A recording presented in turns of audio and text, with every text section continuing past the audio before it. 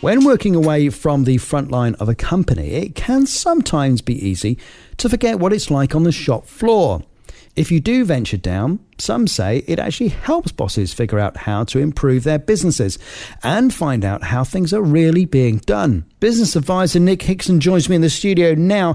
Nick, you've seen firsthand with companies where the boss should have spent some time at the coalface. Yes, I think so. I think what tends to happen is that you can be a little bit more isolated as a boss. You're doing your strategic deep thinking, your operational managerial bits and bobs, and down at the coalface people are doing the dirty little details of how the job actually works, which the boss may not be aware of, and some stuff may occur which the people doing the work will think isn't particularly the most functional way of doing things, to put it politely, but they will imagine that the boss, being all-seeing and all-knowing, will be aware of that, and it fits into some enormous scheme which they are unaware of. And actually, if the boss only knew, there would be a very loud "oh my God" moment.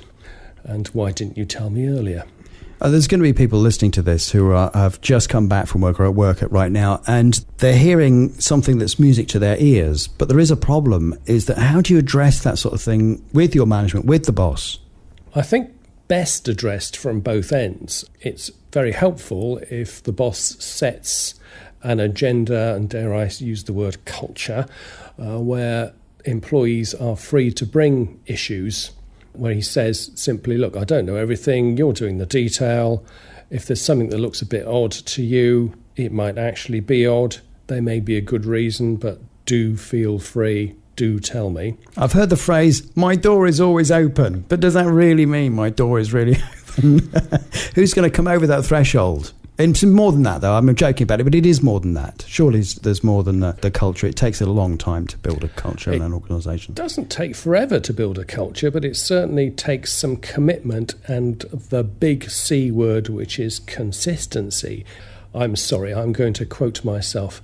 You must treat employees like your dogs and your children consistently. Right. Now, awful thing, treat employees like dogs. But you know what I mean. I mean, the consistent message means you'll be trusted and believed, so people will feel more able to cross that open door threshold and just talk to you, which is what you really want.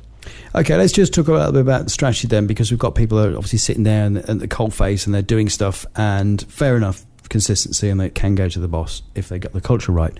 But the onus is also on the organisation itself to have certain things in place, like a consistent strategy. And how does that play into this then?